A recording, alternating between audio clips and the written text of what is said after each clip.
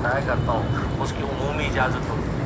Specific کسی ایک کو اجازت دینا ضروری، کسی ایک کو دے بھی دی تو آپ جو جتنے بھی لوگ سنتے ہیں تو میری طرف سے سب کو دلی اجازت ہوتی ہے، وہ میرے یہ وظائف کر سکتے ہیں، اگر سیم ان کا مسئلہ ہے تو بالکل کر سکتے ہیں۔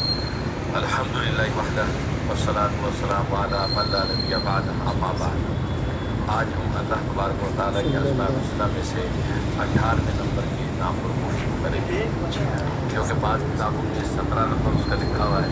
اور لفظ اللہ کو کاؤنٹ نہیں کیا اور رحمان سے نمبر 1 شروع کیا کہ ہم نے چونکہ اللہ کو ریکارڈ کیا تھا تو ہمارا جو ہے یہ آج کا جو ہے نام یہ 18واں نمبر تھا، 18، اور یہ ہے الرزاق۔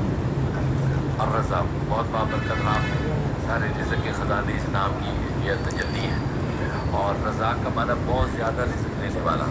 بہت زیادہ روزی دینے والا۔ اور یہ نام جو قرآن کریم میں 5 مرتبہ اللہ تبارک و تعالیٰ نے مختلف آیات میں دہرایا ہے، اور اس کے عدد جو ہے وہ 308 بنتے ہیں، 308،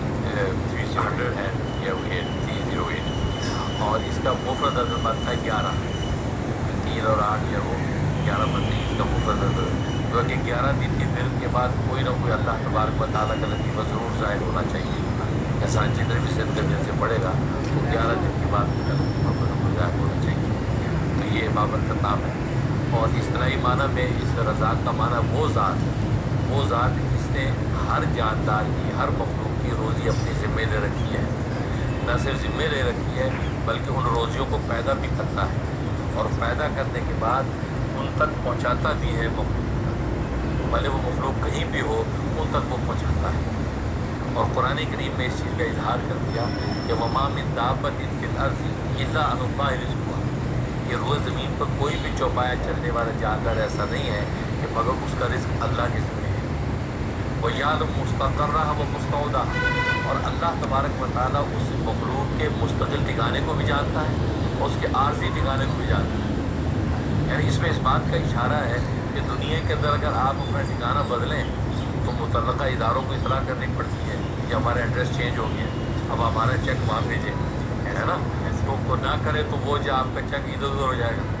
اللہ فرماتے آپ کو ہمیں کہنے کی ضرورت نہیں ہے، آپ جہاں مستقل رہتے وہ بھی ہمیں پتہ ہے، عارضی طور پہ کئی ٹھکانہ آپ کرتے ہیں وہ بھی ہمیں پتہ ہے، آپ کے رزق وہیں پہنچے گا، لہٰذا پہنچتا ہے۔ انسان مسافر ہو تو پہنچتا ہے، جانے وقتی میں تو بھی پہنچتا ہے۔ بلکہ اس پر بھی حضرت موسیٰ علیہ السلام کا واقعہ بڑا دلچسپ آتا ہے۔ حضرت موسیٰ علیہ السلام کو اللہ تبارک و تعالیٰ نے جب کوہ طور پہ تجلی دکھائی اور آپ نے سمجھا کہ آگ ہے،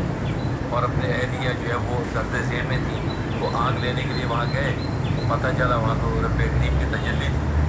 تو اللہ تبارک و تعالیٰ کی گفتگو ہوئی، کلام ہوا اور وحی نازل ہوئی، اور ساتھ ہی حکم ہوا کہ فرعون کے پاس جاؤ دعوت حق دینے کے لیے۔ اب یہ دل میں سوچنے لگے کہ اہل خانہ کا کیا ہوگا،